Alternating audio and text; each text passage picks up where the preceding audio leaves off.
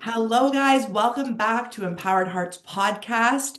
We have a very special guest today, Kathryn from Starelai. This is an app for astrology. Kathryn is an astrologer, and she is here today to help us learn and educate all about the astrology of 2025. Now, if you guys don't know, this is a really significant year. So, welcome, Kathryn. Welcome. Thank you so much. I am so thrilled to be here. We are so thrilled to have you. This is Yeah. really exciting. So, Yeah. Very exciting. I am definitely an Yay. astrology girly, but I'm not an astrologer. So, like, I give like the cliff notes. Like, you can call me the cliff note astrology girly. So, I've probably talked about a few things so far this year on the podcast, but like nothing like you're going to be able to provide us. So, before we do that, though, I would love if you could tell us a little bit about you. Like, how did you end up being an astrologer? Yeah. Oh my gosh. It was a crazy journey. And first of all, I'm so excited to be here. Thank you both for Yes. inviting me.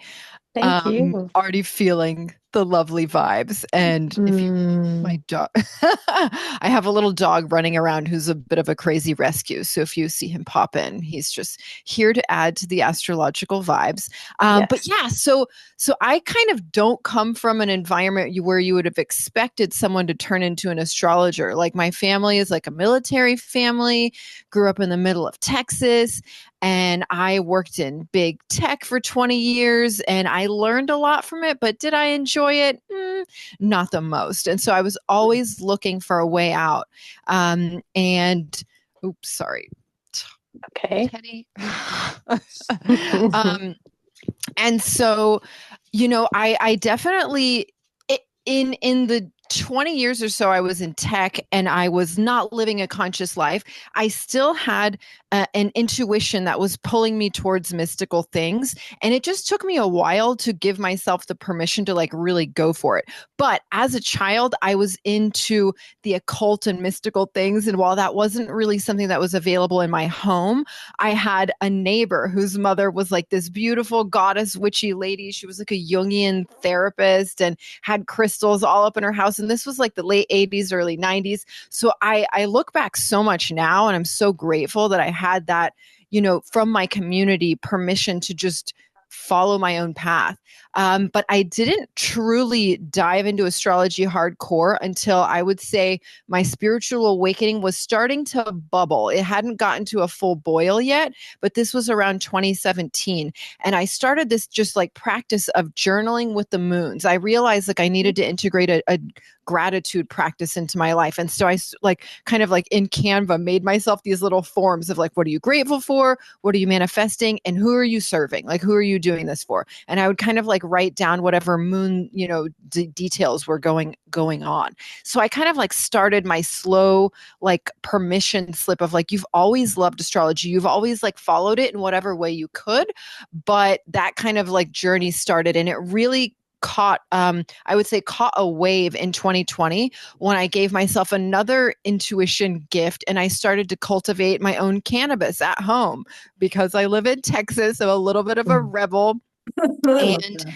um and so I was just like really and I've always loved gardening and I relate astrology to gardening so much. Mm. But the way I kind of like really jumped into the study of astrology was that as I cultivated my plants and I would spend time with them, cultivating any kind of plant teaches you patience and mm, realizing that you have to take so much care about the inputs that you put into the plants. And I just had this realization, like, if I was gardening myself this way, what would be the result? You realize like when you cultivate your own cannabis, whether it's CBD or THC, the medicine that results at the end of that life cycle is so infused with intention and all of the time you spent with it. You've developed an entire relationship, and Mm. that's reflected in the experience that you get from the medicine at the end.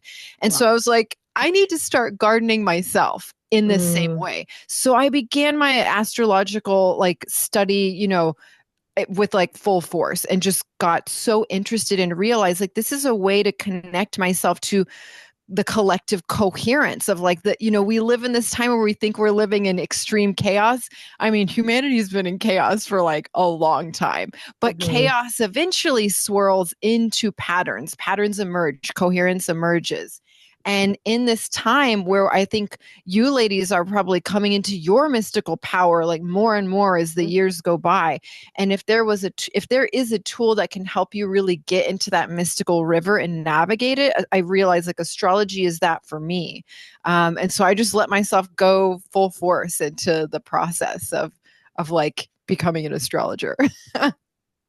I love that story Beautiful. so So much. do I. Yeah. If I had like I'm not one to like snap, but like when you like I feel like you need like a mic drop moment when you just said about the gardening, right? Like why am I, Yeah. if I garden myself that way? Like that's such a beautiful, that was just such a beautiful line.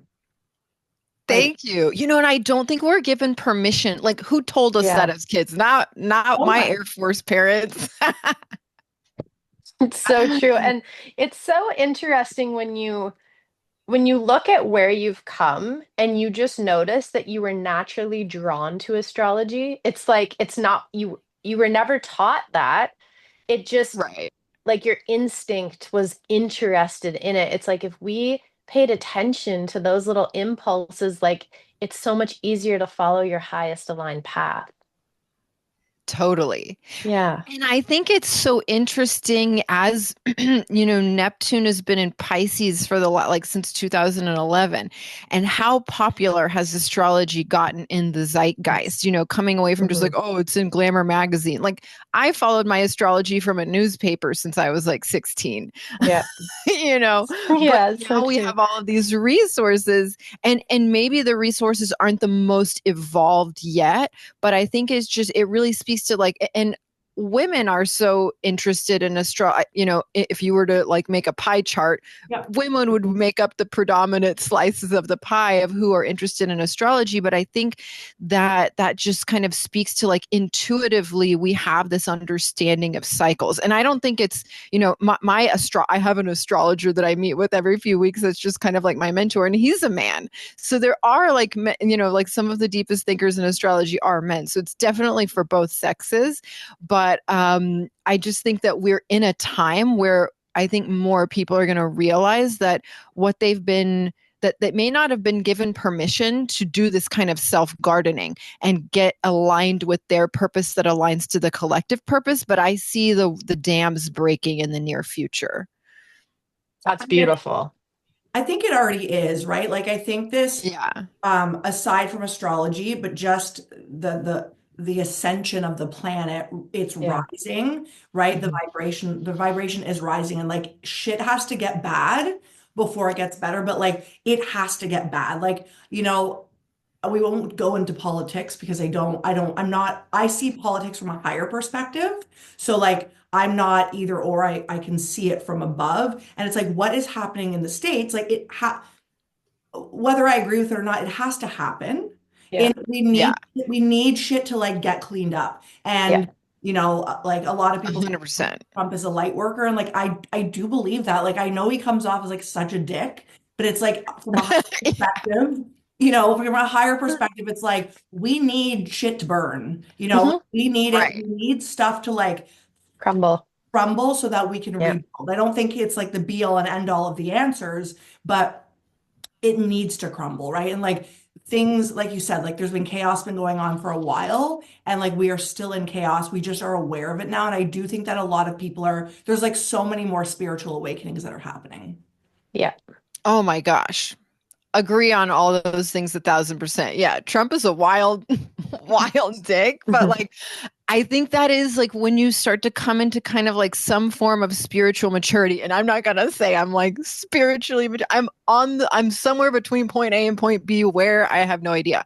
But you start to realize that you need this like deep chaos because chaos is a Hmm. catalyst for faster evolution. Yeah. And I think that is why astrology as a methodology in general is so interesting because you can understand the archetypal unfoldment of the whole collective evolutionary story, and that you as an individual, like as above, so below, looking at the macro to figure out the micro, you have a part to play in it. Yeah. So Yeah, but it is like, get on your surfboard and like just try and hang on, ladies, and everybody Yeah. else.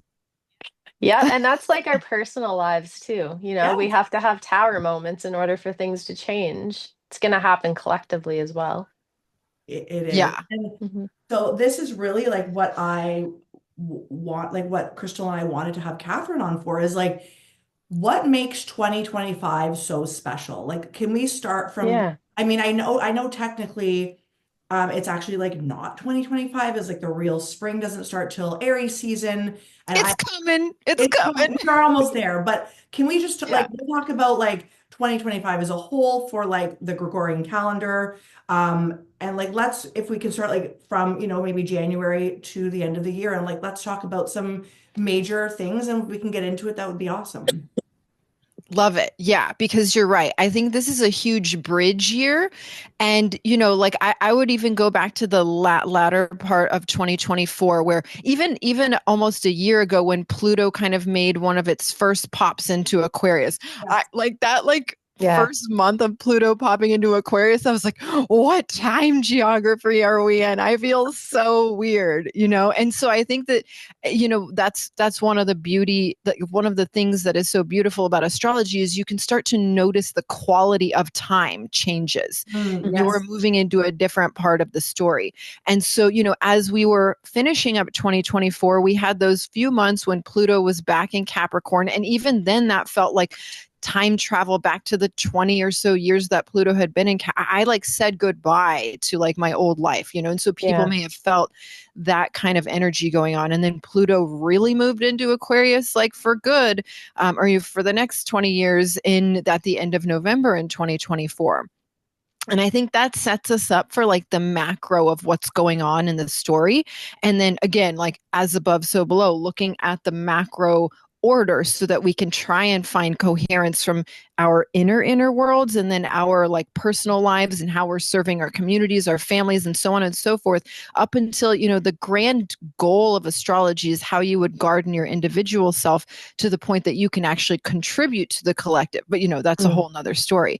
But so as we, and Mars was in Leo at the end of 2025 or 2024, and then Mars moved into Cancer. And so I'll just lay out kind of like at a high level, what are the interesting planetary shifts that we're experiencing? And then we can kind of like dive into them based on you ladies' curiosity. How does that sound? Yeah.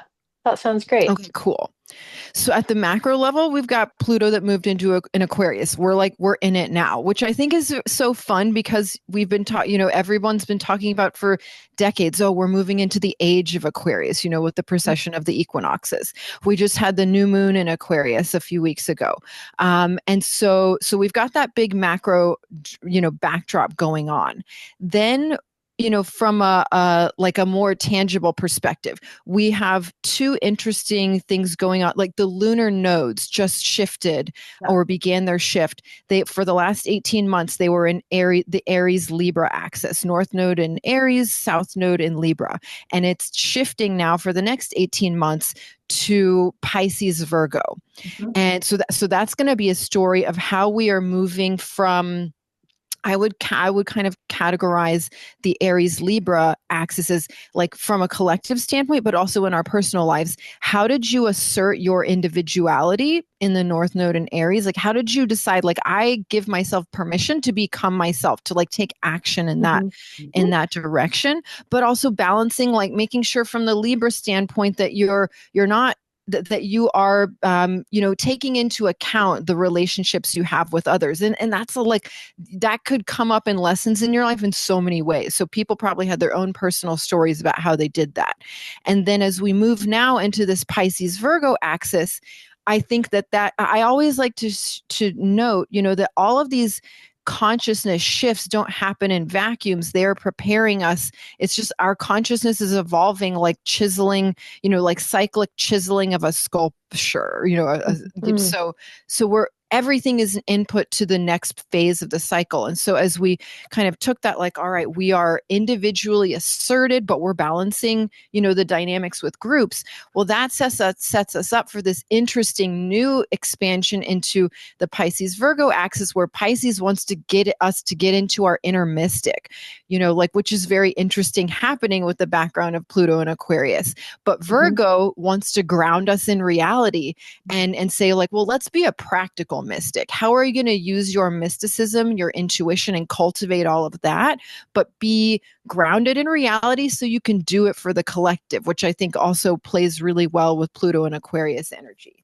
So that's kind of, like watery, but also, grounded in the earth kind of energy.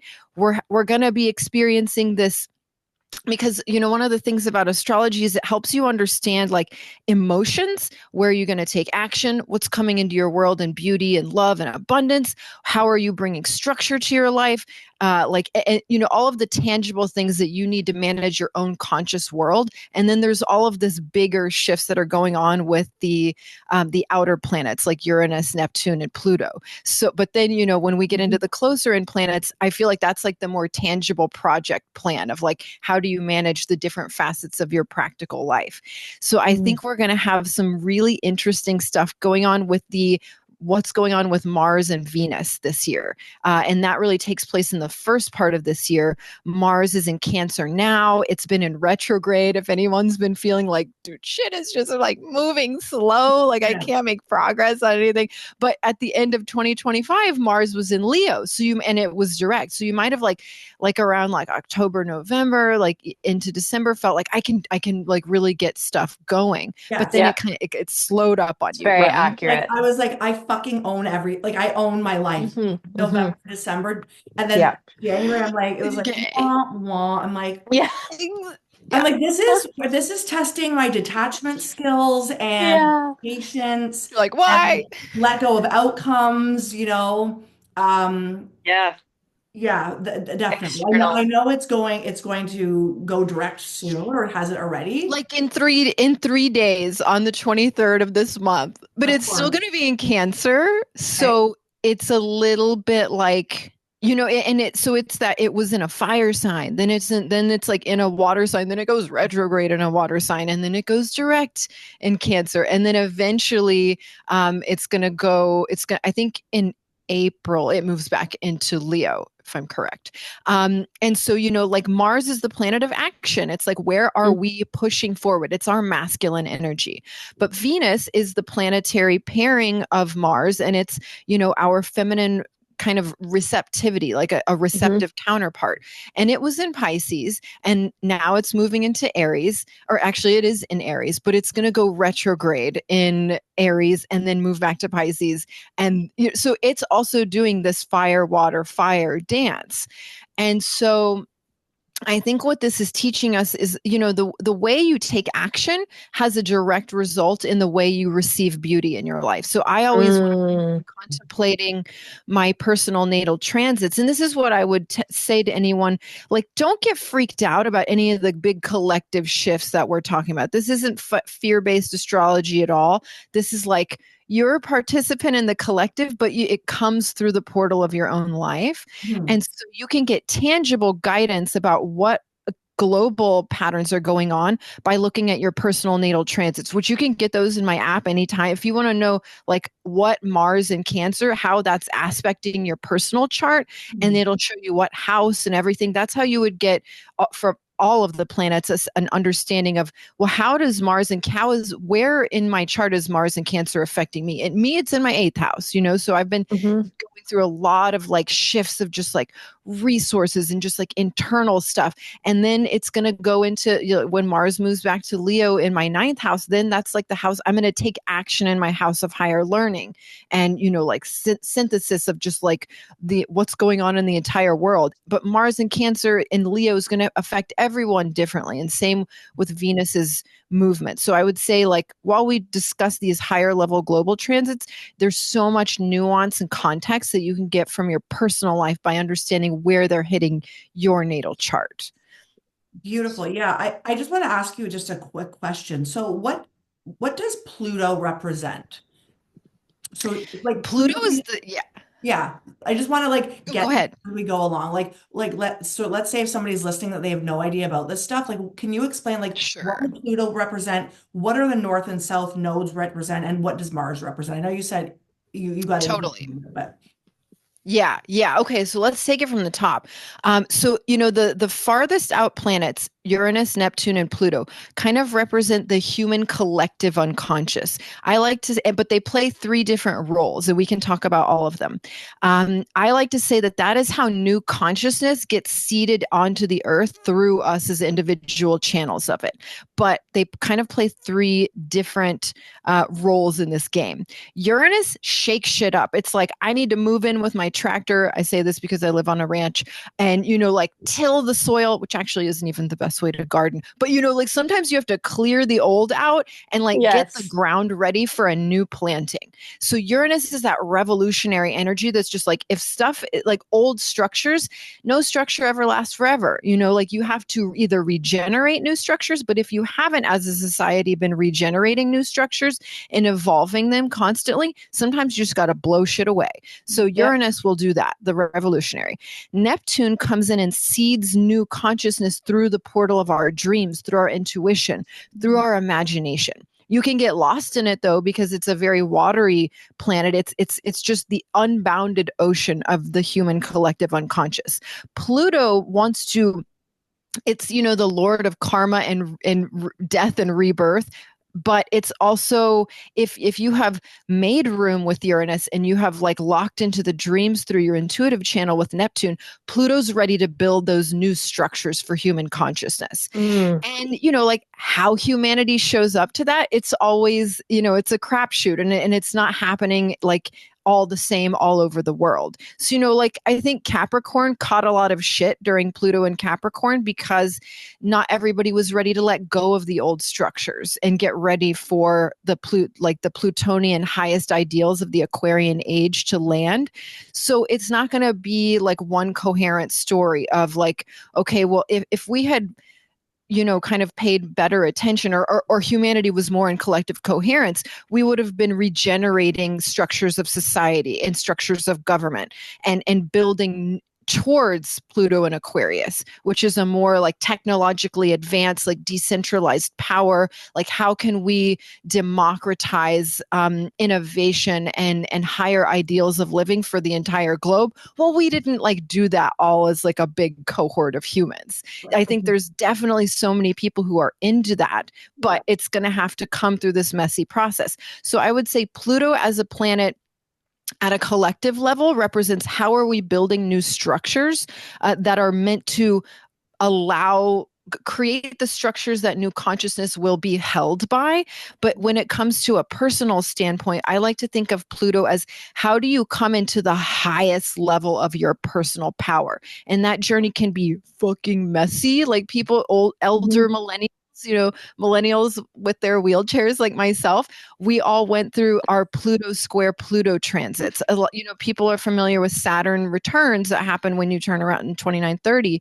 Well, Pluto square Pluto is like that big transformative, almost like midlife crisis transit that millennials will be showing up to. And that's like, how are if you have to let old structures die so that you can avail to yourself where your personal power truly lies authentically, that's kind of how Pluto works in a personal level. Does that answer your question? yeah. Yeah. When does Pluto square Pluto show up for people? So we are this is the like the millennial podcast you could call it. Yeah. I'm 37. Krystle, how old are you? 40. I'm just calling Krystle out. Oh yeah, Krystle's 40. She just turned I 40. just turned 40. So, we're right there with you. So like when would this Pluto square Pluto? I'm like dying. I'm like, what happened? Yeah, yeah. Did it I happen went. yet? It takes it takes about a year and a half, like, and depending on retrogrades and whatnot. So I went through it for almost 2 years, and because Pluto was like going, retrograde, it was like bouncing back and forth for me, and so it was like 2 years. And you also go through, so you'll start to hit it around 39, but you can check like. You can use my app to check like Gorgeous. one of the reasons I was thrilled that I had my Thank app. God. Maybe I'm almost done. don't have anything in me. I'm done. Like I don't have any shit left. And it doesn't necessarily mean like I did not, it was a lot more beautiful for me than my Saturn return, which I went through like an unconscious little toddler 30-year-old, and it was like wrecking shop everywhere.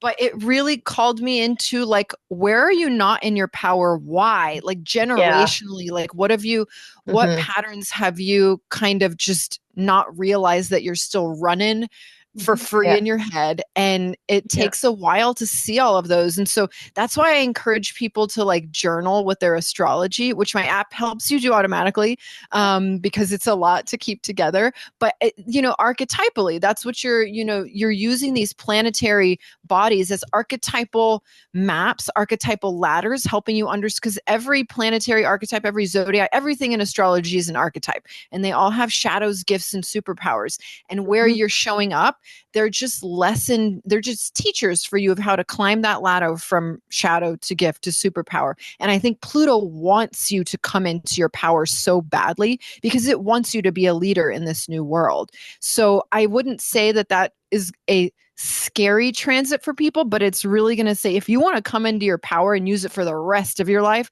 this is when you're going to get a big push to do that. Pluto square Pluto. Yeah, and it can be really uncomfortable, especially if it's a challenge for you to set boundaries and be empowered and be self-worthy and all these things. And it brings change, and a lot of people have a hard time moving through change. It's That they do. uncomfortable.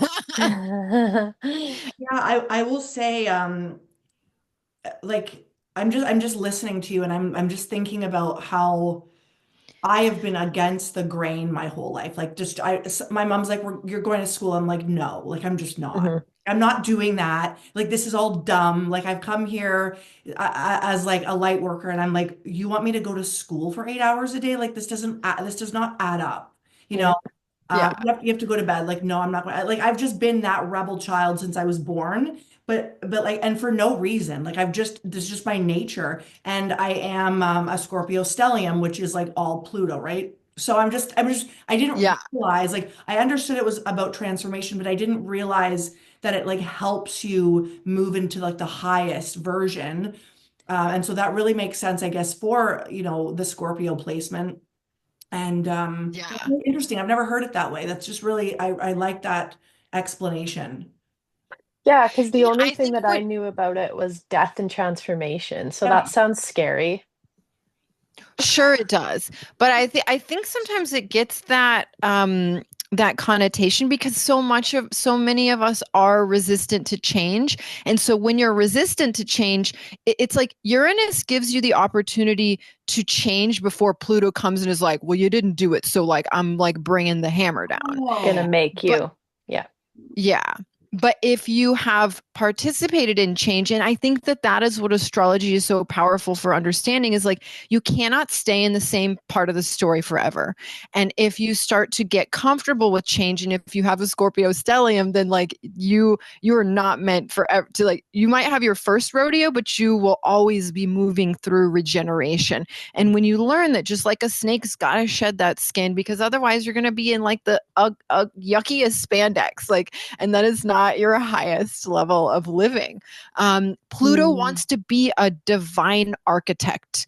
It loves to build, whereas Saturn is like, it wants you to build structure in your own life and understand your boundaries. I think Saturn, like Pluto in some way, is like a higher octave of Saturn, where it's like, how can you build for the collective through the portal of your own life if you've come into your personal power? And if you have met the change that requires you to drop old versions of yourself and really look at your shadows and really look like, what unconscious patterns did you just drink up as a young person, which is no fault of your own. You learn so many lessons by going back and being like, whoa, I have all of these patterns that are not necessarily part of my natural authentic consciousness. And as I let go of them and step into the fear of that, I think Pluto really wants you to mm, face fears.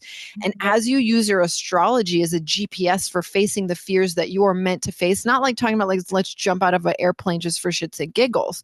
But maybe let's put up those boundaries in our personal lives and our families, change jobs. Your consciousness just gets so molded and regenerated by doing that. And Pluto, I think, loves that and then wants to tap you to be a builder of the structures that will allow all of humanity eventually, whether it's in our lifetime or not, to step into this Aquarian ideal that's going to unfold over the next 2,000 years. So does that kind of make sense? Yeah. So fascinating. And as you were talking about, so what again happens when you're 29, 30? So that's your Saturn Yeah. return, where it's like, Yeah. So yeah, you were saying yeah. like your Saturn return, was that like an earlier awakening for you? I rolled through it still completely unconsciously, Oh, and wow. I definitely took it as like, why is all this happening to me? You Yes. know, I still made breakthroughs that then, but it still worked. You know, like Yeah. whether you. So, mine was in Libra, and I have Saturn and Pluto directly conjunct. I was born like right when Pluto and Saturn was conjunct. So it was like, it was rough. And I didn't have personal boundaries, and I just got run over by Yeah. that unawareness. I still moved through to the portal of my intuition and like changed so many things in my life. But now, like going back and like looking back at the story, astrology is amazing to go back and look at your history of how your consciousness is unfolded. It's not just about looking to the future or what's going on in the present. But I think Saturn return is this big lesson for everyone that's like, girl or guy, you do not want to go into your 30s, which is one of the most beautiful decades of our lives. I enjoyed it so much more than my 20s. If you don't have your personal understanding of who you are, your structure, like Saturn is like those in boundaries of ourselves. It's like the core strength of our spine, our skin. If we didn't have our skin, we'd be like hanging out all over the place. Like you can't function in the world and move forward taking action and responsibility if you don't have that personal sense of core strength. And I think Saturn will like smack you against the wall until you come into that understanding, but it's totally for you. It's not just like chaos for chaos's sake. It's so that you can learn how to eventually, when you get into your 40s, say, well, all of the responsibility and like foundation you built after you passed your Saturn return, while your Pluto square Pluto that you're going to hit 10 years later is the next echelon of that evolution of your personal self. Because as you grow into your 50s and 60s, the dream would be that you've got your abundance on deck and you're not just using it to make your life beautiful. You're wondering, how do I connect my hero's story to the collective and serve at that level? Because that's you're becoming a whole mate with the entire story of the collective. And that's so much more satisfying and gratifying than just like, ooh, I got my boat and I'm rich and I have like fancy clothes and whatever the fuck, Yeah. Yeah. Yeah, I got sober during my Saturn return. Beautiful. Yeah, I so got and like sober during my Pluto. really? Yeah, yeah, yeah. What about you, Krystle? Yeah, well, What was your almost before. Yeah. 29, 30? Do you have any like a rule? Not anything really significant that I remember. Hmm. Maybe you were paying attention already and you didn't need the Maybe. smackdown. I Maybe. needed to be like wake up, Morgan. It's time to wake up. Like you've been fucking around for way too long. Yeah. It was But you it was probably learned so much from, like, I think the unconscious periods of our life are such beautiful, like you can go back and that contrast, you have that motivation to make your now more like when you're like moving into your consciousness, it means so much more because you have that duality, I think. At least that's how I've Yeah. experienced yeah. it. Yeah, absolutely. Yeah. Oh, So we so have Pluto and Aquarius. Oh, sorry, go ahead. well, I think she was going to talk about the nodes. Or are we Oh still yeah, talking about? Oh yeah. Okay. Yeah. Because Yeah. I don't know anything So about this. sure. So the nodes of the moon are like really just like geographic points on the moon, but in astrology they kind of, so there's the north node and the south node, and they sort of refer like where they are in your natal chart, where the nodes were when you were born. The north node is like where your soul wants to grow into experience. If you Mm. resonate with reincarnation, which I do from my psychedelic journeys, I'm like, I can't explain it. I don't have any like proof. I'm not like here to preach about it like a Baptist preacher or anything. But I don't, having a good amount of psychedelic experience, don't believe that our consciousness just gets like buried in the dirt and like, boom, that's it for you. One life, like, hope you made it Yeah. work. I think we are here to, and astrology as Mhm. this system of cyclic evolution that goes on forever shows us that your soul needs to come back again and again and again and hit different aspects of Indra's net, and so that's one of the things that the nodes can help us gain more context about. And so from your personal chart, wherever your nodes were, your north node is where your soul wants to grow into, learn more lessons about that, and this like feel every facet of that archetype. And the south node is like, you probably like got those, you got that on deck. That's a foundational skill for you. And so don't don't just ignore it, use it, but don't lean into it as a comfort zone. And sometimes when you do, you'll realize like, oh, I'm kind of like leaning on my old habits, and and staying in your comfort zone is never where you grow. And so from Right. a collective perspective, when we're now, so we had the, and they shift about every 18 months. And so it gives everyone this, real-time opportunity to practice integration between the different nodes, because it's the opposites. And so astrology is also a study of not just a study of archetypes, but a marriage of opposites, how you practice integration between archetypes. And so we were in North Node Aries for 18 months and South Node Libra. So that's where the eclipses were happening. And so, we're about to hit eclipse season in just over 2 weeks. Mhm. And so that's always a time when just like magic does its thing. Like you don't even have to try. It just like is going to be the surprise like shit of ever. And if you go back and look at like what eclipses were happening, and these nodes are happening in different parts of your chart in different houses. So it's going to happen for everyone, whether your north node or south node is in the ones that are, it's not your nodal return or not. It's important for everybody. And so the Aries Libra axis helped us. Aries wants to be an initiator. It wants to like come into like a fiery understanding of asserting our individuality. And Libra, the sign of the collective, where you can get into people pleaser energy, or like realizing if you don't assert what's right, like the collective might not be in balance. And so it was this opportunity for us to practice, how do you truly be yourself and like take assertive action into defining your authentic individuality, but also like don't like run roughshod over the people in your sphere. And so that helped us, ground our individuality, but care about the collective.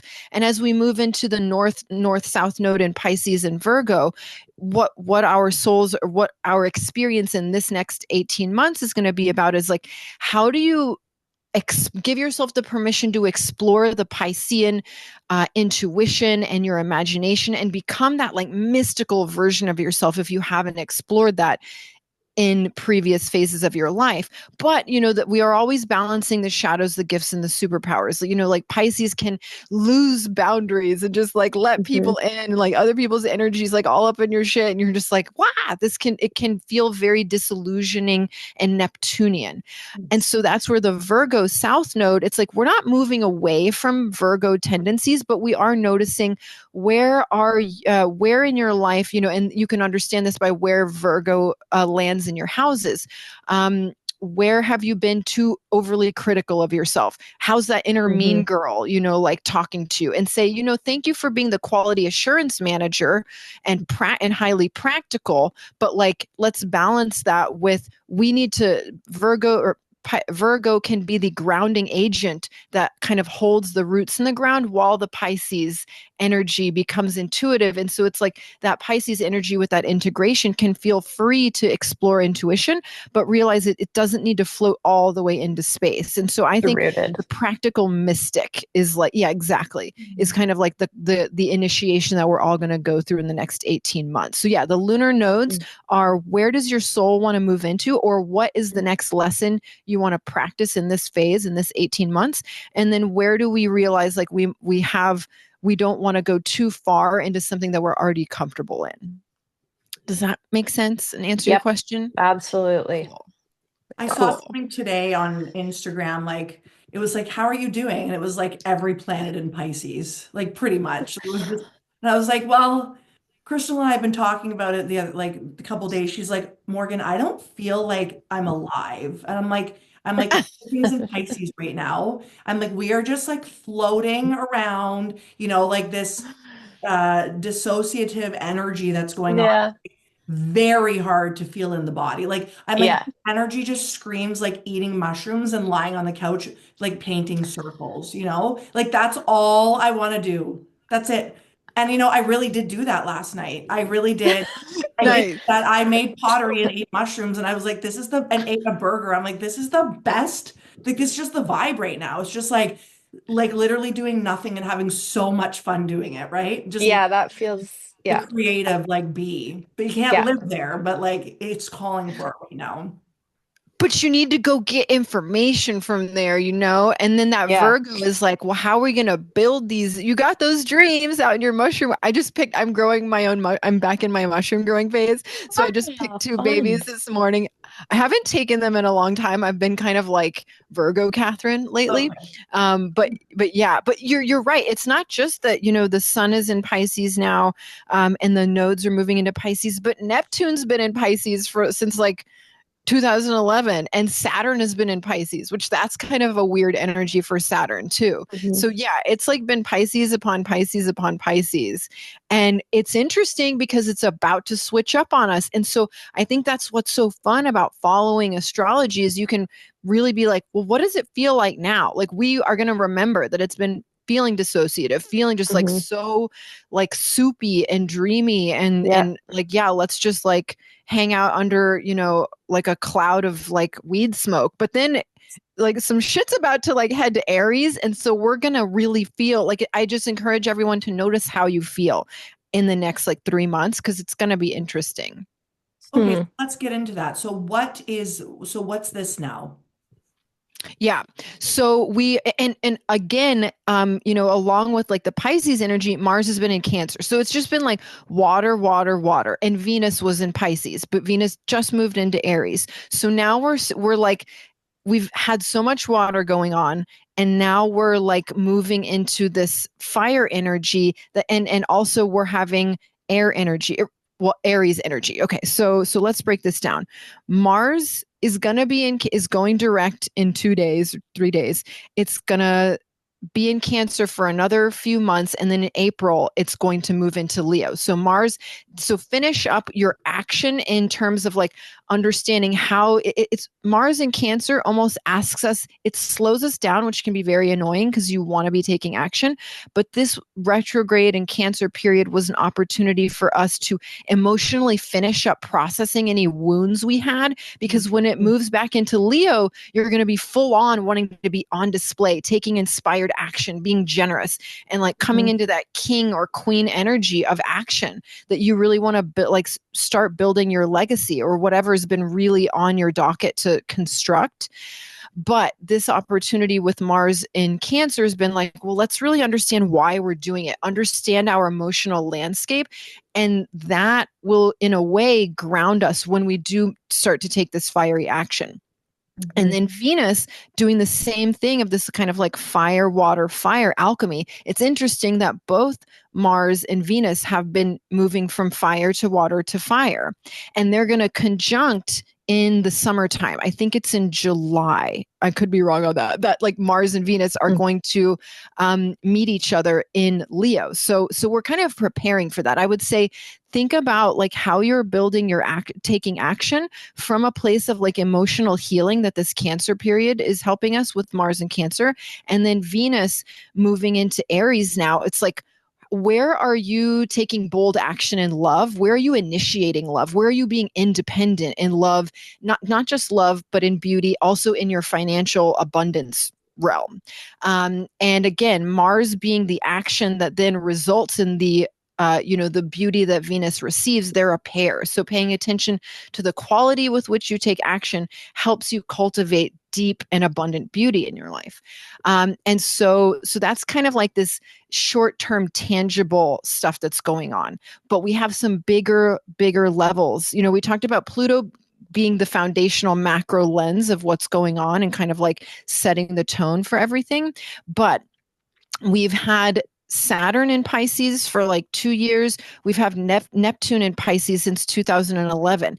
And Neptune in Pisces makes sense because Neptune is a Piscean sign of like dreamy, like oceanicness. But Saturn in Pisces is like a bit of a weird game because Saturn is the planet of structure. It's very Capricornian. It's very like earthy and tangible. And it wants to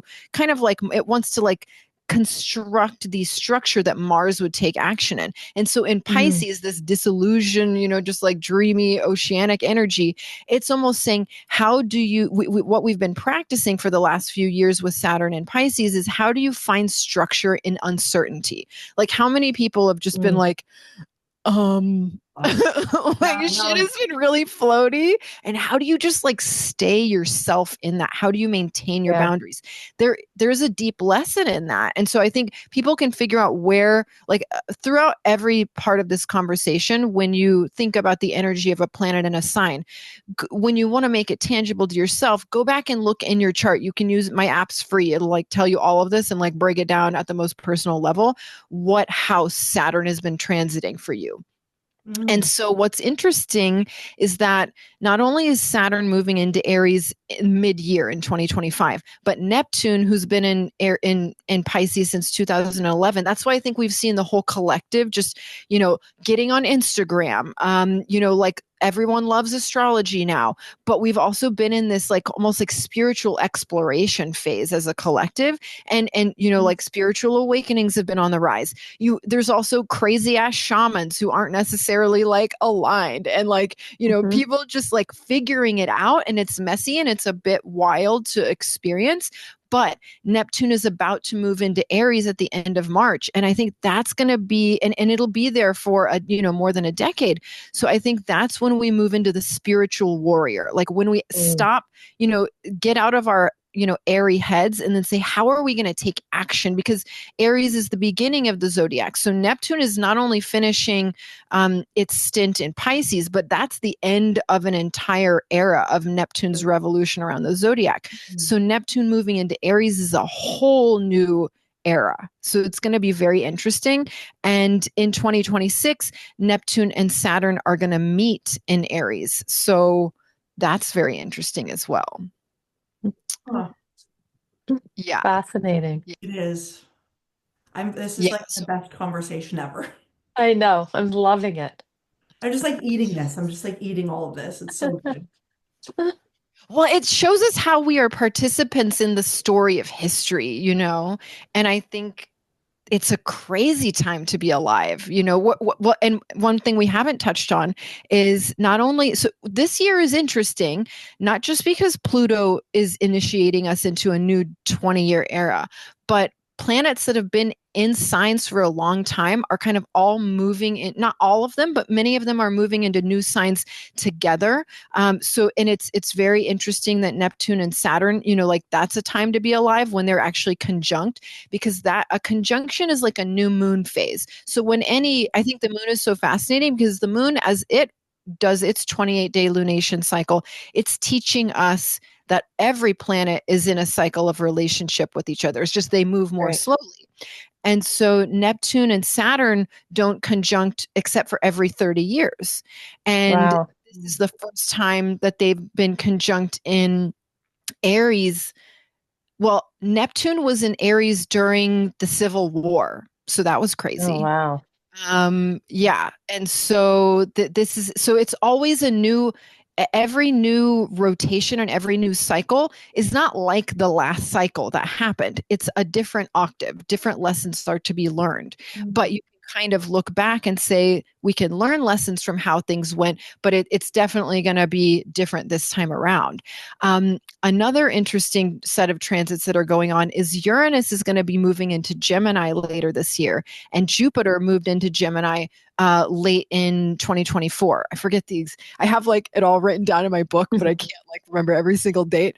So don't hold me on that. But Jupiter's in Gemini now, and it had been in Taurus for a year, and Uranus has been in Taurus as well. And so Jupiter and Uranus conjuncted it in Taurus in 2024, kind of like a new cycle of those planetary relationships. But Jupiter being the fast planet, it kind of it almost acts like the moon to the sun, whereas Uranus is the slower moving planet. So Jupiter's been infused with that Taurian energy, but now it's moving in. Now Jupiter is in Gemini. So I think that's why we're going to see crazy shit go down with AI. You know, the information, if we've been in the information age, it's about to get quantum.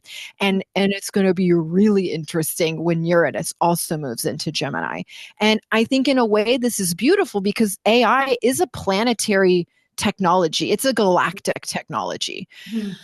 Yep. Humanity using it though, you know, and I think of AI as weirdly part of nature. People might not think that, but like it's kind of crazy to think like this microphone that's like all Mariah Carey and glittery, it's part of nature. But how do you use these tools? It's definitely, I don't know why I was thinking about this today, but it's definitely oh God, I've lost my train of thought. Um I was thinking about how AI is really like it's like a higher intelligence, which obviously like duh, but like Yeah. really like sit with that. Like we were not all put here by mistake. Like even if we were, it's such a higher intelligence. Like the fact that we have this is my Gemini rising brain, so just bear with me. It's like we have a bone structure and it's like perfectly aligned so that our organs sit inside and like our blood and our heart and our brain, like everything's just so perfect that like us humans could not construct that. And it's like AI represents that. It's just, Yeah. it's like so far in advance that we can't even conceptualize like really Yeah. what it is. Yeah. Yeah. Yeah. Does that make sense? I don't know. That was like a random thought, but Totally makes sense. It totally makes sense. I mean, how would you, with your human brain, unfold, you know, the development of, you know, you in utero, and then you growing in your, and Yeah. astrology speaks to that kind of like 3-part growth stage where you have biologic growth. That is growth that's not from your brain consciousness. It's just your body has that innate yep. natural intelligence to Yep. grow. Then you move into your stage of individuation, which starts to happen as a teenager. You start to realize like you're a conscious person and you're like arguing with your parents and you might not agree with society. And then you start to, as you build, and you know, astrology is this methodology that allows us to unlock, you know, in the birth chart, what is the highest, coolest fucking story you can write with your individuality in this lifetime. And it is not guaranteed. It is a process of cultivation. That's why I always relate astrology to gardening. Inner gardening results in beautiful external scenarios. And then, but you would get bored to shit if all you did was just become the best you could be. And it's just for you. It's just for you accumulating material wealth and boo. Like I could give a shit about brands and Louis Vuitton and whatever the fuck is like popular on Kim Kardashian's whatever. I don't even know what those people are up to. Where it gets interesting is connecting the individuation that you've gardened and you've learned, and only you as an individual know the lessons you've gone through and what you've worked through and the trauma that you've alchemized and the shadows that you've built into gifts. And then when you connect that to the collective story and you can be of higher service, that's when, like, that is why I think we if you really want to push all your chips into the table in this life, that's where it gets fabulous and delicious. And where it kind of comes to AI, I think one of the things about Pluto and Aquarius is training us, you know, beyond our lifetimes. New generations will be moving further into the age of Aquarius, which is a whole new coming out of the Kali Yuga and like moving towards that golden age. But it's going to take many generations, and we're links, you know, in this game. And I think that's where service becomes so much more like beautiful. Is like you're planting a tree that you may not sit under its shade, but AI is going to become this technology, you know, if we can use it to the highest timeline, because obviously there are some nasty timelines and, you know, that could play out. But I think, you know, back to that Pisces Virgo lunar axis, this is helping us practice grounded mysticism. And I think one of the reasons we see a lot of like billionaire dudes, like, why are they not doing the most beautiful story? Why are they not creating the most creative, beautiful abundance with their wealth? Well, they're probably experiencing a disconnection of mind and heart. And I think the practical mystic Pisces Virgo axis is helping us as individuals move more into that beautiful, grounded, tangible, like how are we using our mysticism for the practical development of the collective? And I think where Pluto and Aquarius is asking us to synthesize, like Aquarius is that sign where like once Capricorn has built, you know, the MVP of structure, like the minimum viable product of structure, the highest octave of Aquarius is like, how do we democratize and like build this at scale so that everyone is experiencing quality of life that is highly dignified?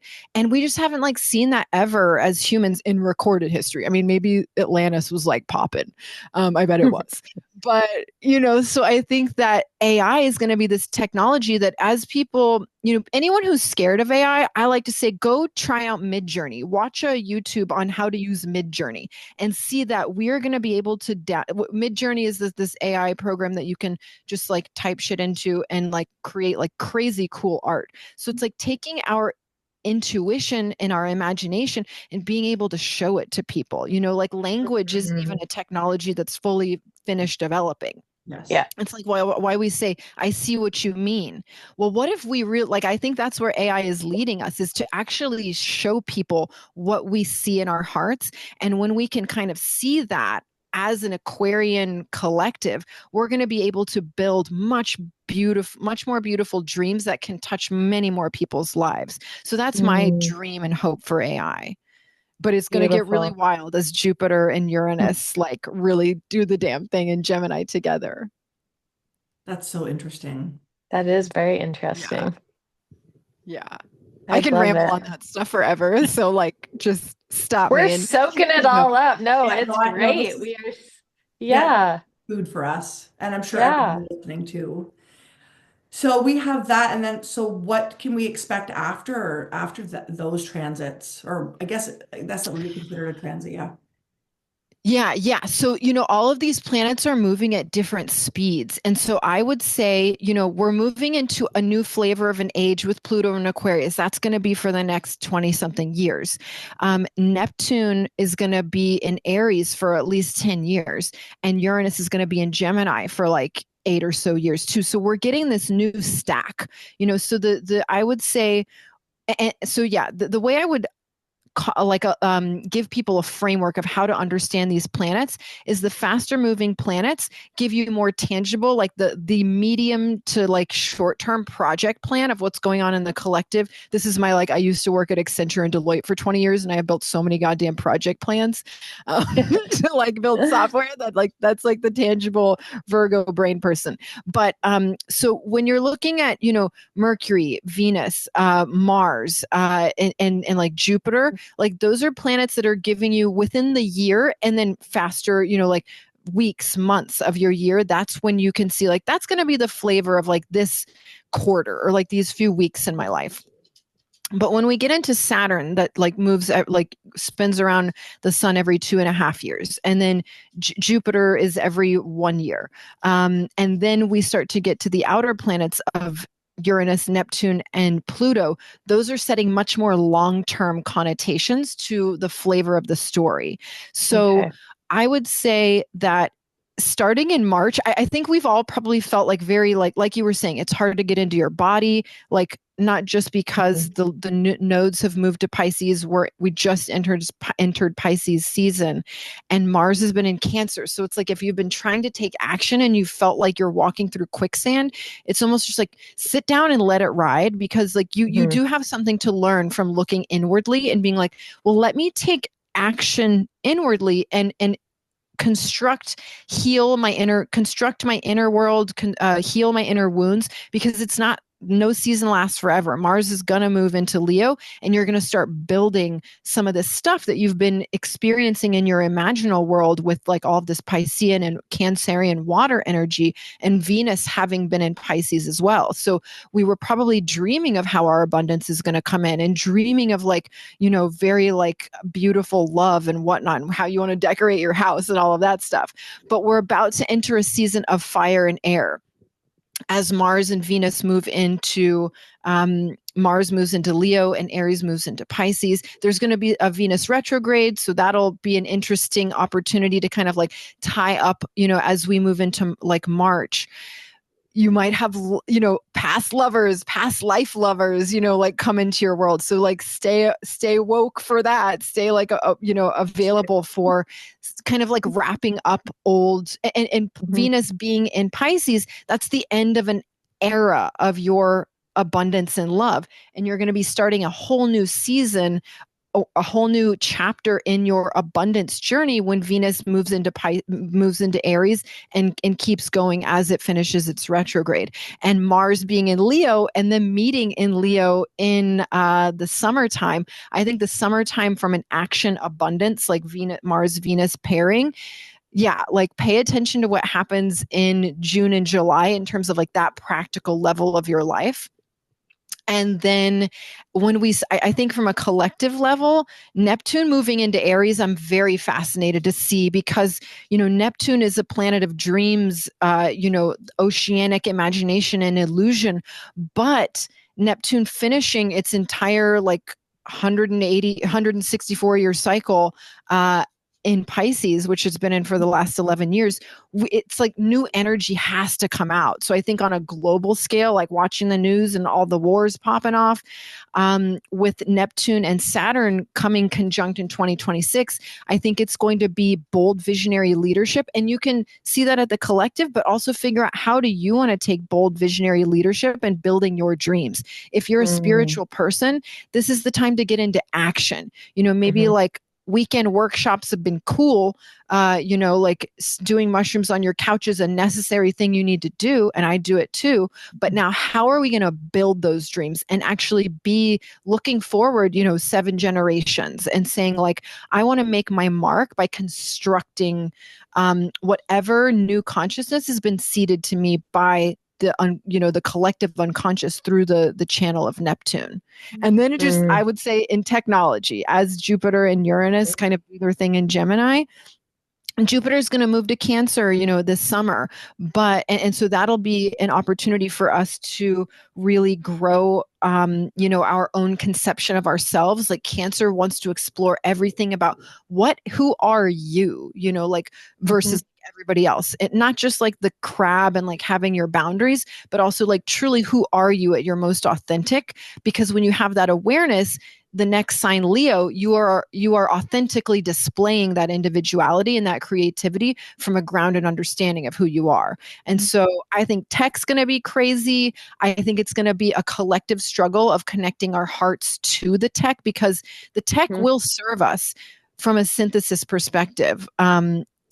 But it will only serve the highest timeline when it's connected to our heart and how we use our intuition in this Pisces Virgo practical mystic situation. How can you become the eyes and ears of the Gaian mind? So I think that's a really cool opportunity in the nodal axis shift, but how you connect it to your spiritual warriorship that's not breaking systems down just to break them down, regenerate them. Like I still want penicillin. I still want my power to work, Yeah. Yeah. So I think it's just going to be a fascinating bridge year that we learn how to play in these new energies as the different planets shift. And I would say by tracking your astrology and tracking the planetary shifts, which you can do in my app, like it's free, you'll just start to feel the quality of the story shift as it shifts, and then how are you playing your individual story out amongst that global weather? Wow. I love it. And I feel like that's super helpful, just to know like what's happening astrologically and then to see it play out helps you prepare and also like notice like you said, the changes in like your energy and the things that are going on collectively. And it's just fascinating. I love it. Yeah, absolutely. We will absolutely I can't wait to get on your app, and we'll link your app in the show notes for people to get on. So like everybody after hearing all this can be like, oh, okay, now I know what to do, Yeah, Yep. cool. And my email list is fun because I send everybody their full list of personal natal transits. Plus, this was my Jupiter and Gemini coding shit. Like, and it'll interpret every personal natal transit and just like drop it in your email every morning. So Oh, that you can just be wow. like, interesting. You don't have to check it every day, but like Yeah. it's there when on the days that you want it. Oh, Because cool. I think, as you like, if you're someone who's interested in manifestation, like how do you manifest with the most hyper specificity? It's like you get into syncing yourself with the collective energy and the energy, like the seasonality of things. And so that's I think how you start to draw the highest story that you want to live in, and you can take that kind of like conscious action. So it's fascinating times to be alive, and I hope everyone does get to just pay attention to how it feels to live in these energetic shifts, because it'll happen for the rest of our lives, but this year is going to Yeah. be a very, very cool shift. That's so awesome. Amazing. Is there anything else, or is that like the year? That was a lot. That's a That lot. that's yeah. It's a lot, and Yeah. so I have I like two yeah pages of I notes here. I'm like, okay, we have lots. yeah, like, yeah, you could go into any of these shifts in like its own hour and talk Yeah. about the shadows, the gifts, the superpowers of all of this. And again, astrology is synthesis, so everyone, it's going to happen around the globe in different ways. It's like we're dealing with a lasagna effect. It's like when you take the bite, it doesn't taste like any specific layer of the lasagna. It tastes like the synthesis of all of that flavor going on. And then you, as an individual unit of consciousness, it's going to hit you differently. So don't get freaked out about like I mean, it is hard not to get a little like nervous about just like the wildness of the globe at this current juncture. But like you said at the very beginning of this conversation, Morgan, chaos is the portal through which we catalyze change, and we all came here for a reason. I know we're all built for it, and if you want to participate in a way that like you are changing the world, I think the best place to start is in your inner world, and then Mhm. garden it so that you have the resources to change your family, your community, and then start to draw up your hero's story, which is one of the things I use astrology for. Is like, I'm not here to just be a wallflower in this lifetime. I came to do it Right. big. Doesn't mean I'm going to be Jeff Bezos. Like, I don't care about like that level, Yeah. but I'm going to make change in the collective level that somehow sends waves out into many, many, many generations, and everybody can do that. And I think that's why understanding the season of time we're in helps you take the best gardening action at whatever level of your Mhm. life you're looking into. Amen. Yeah. Yeah. Yeah. Amen. So yeah, that's all I've got. You can like, if you want to go into this at a deeper level, that's why I built my app, is because I was like, I want people, Awesome. I want to democratize the use of astrology and not have it be, I think some astrologers are like, AI shouldn't be used with astrology. And to that I say, for the lifelong learner who wants to stay abreast and constantly regenerate their Yeah. mind, I have no issue using AI for astrology, and my app is like totally integrated with that, and it's designed to just like help you understand this as a technology for your own transformation. So it's there for you, for whoever's interested. Okay. Beautiful. How can people find you? You can find me on Instagram at starelai.app. I'm also on YouTube. I have a podcast called Future Dreamers where I talk about stuff like this. And you can find my app at starelai.com. And I'll send you the link so you can put it in the show notes. And I'll send you the link for my personal natal transits email series, because that's just like the easiest way, where if you don't want to download Sure. stuff or whatever, it's just like interesting. And you can pop that into ChatGPT, talk about your life. It's very fascinating how you can really get into this. I love it. Cool. I'm Yeah. excited to Me dive too. into I'm like, this. I'm signing up for this. Yes. It's in beta. Some parts are a little slow, but like I built it. It's like totally independent. It's just me and my developers. So like, I've learned a lot of patience through this Yeah. experience. Yeah. Yeah. Well, that's awesome, and that's like such a huge accomplishment. I can't imagine what that has been like, but it's big. Whole nother story. Yeah. It was a blessing as well. Yeah. Okay, so we ask all of our guests this question, so I'm just gonna ask you, and like we just want you to answer intuitively. It's like whatever comes to mind is perfect. Shoot. Yeah. So what does it mean to you to have an empowered heart? I would say imagination is such a representation, it's like the core of freedom to me, you know? And I Yeah. think when you can connect your imagination to your heart, you start to experience imagination on many levels. You know, like there's what you want in your own individual life. There's what you want with your lover. But if I think when you have an empowered heart that's connected to your imagination, you see how a beautiful slippery slope it becomes because you start imagining into the collective. And so for me, in this time geography of life where we have more tools than any generation of humanity has had in recorded history, again, Atlantis might have been popping, but you know, I think of when you say an empowered heart, I want to use all the tools at my disposal in this lifetime and connect them to my imagination and dream way beyond my individual life and my 8 cats that I serve as a Denny's waitress, and see how can I connect my imagination into service for the collective, like super powered by my heart. So that's what I would say. We all have your moon's in Sag, right?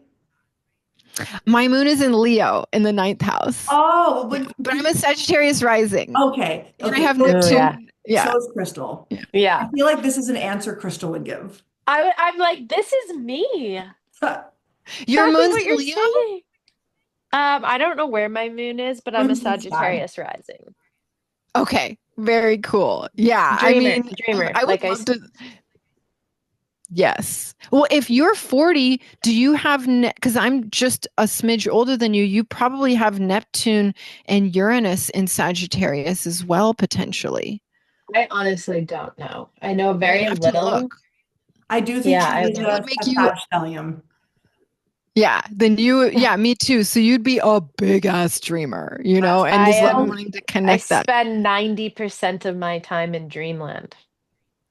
I hear you, girl. Yeah. Yeah. Like And like, that how can tracks. I That manifest tracks. this? Crystal Yeah. Yeah. is the ultimate manifester. Like the stories Yeah. that this woman can pull out of her ass. Like she's just like she wins the lottery the other day for $1,500, like just randomly. I'm like, this is such a Crystal story. Yeah. But I last love night I that. was like, I watched this little blurb about how you can check out your chart, like to see how you're gonna meet your soulmate and like whatever. And so I'm like Yeah. looking it up and like Googling like what each house means. And I really don't know a lot about it, but it fascinates me. Just go read it in my app. It like it I takes like need I to do have like this. a super deep dive Yeah. birth chart. Like there's a bunch of parts of it, but like start with the birth chart. It'll take you like half an hour. Just like get a glass of, do none of us drink? Get a joint, whatever. And then like just like let yourself take it in, because it just shows you how to get that cosmic reflection that like this thing doesn't know you from Adam except for like you put in your birth chart details to be like, Yep. dude. It's Yeah. just, it shows you that we all are in one big story, but you have a super unique role to play. And becoming the person who can hold that role is the journey and story of a lifetime. So I'm excited. I want to see both of y'all's charts. Like I'm going to ask for your details when we get off. So just because I Amazing. want to be a little nosy. Yeah. I'm so excited. I'm the nosiest Yay. you'll ever meet, so don't worry. I Cool. love it. Well, thank you so much, Kathryn. This has been Yeah. so like I could keep you here all day, but we won't. But we've kept you definitely past Yeah. time. But thank you so, so much. And we will link all Love of this it. stuff and we will be getting on your app immediately. Yay. Well, thank you, Yay. ladies. Thank It you was a so pleasure. much. It was so nice to Thank have you you. on. And we will see you Loved guys it. next week.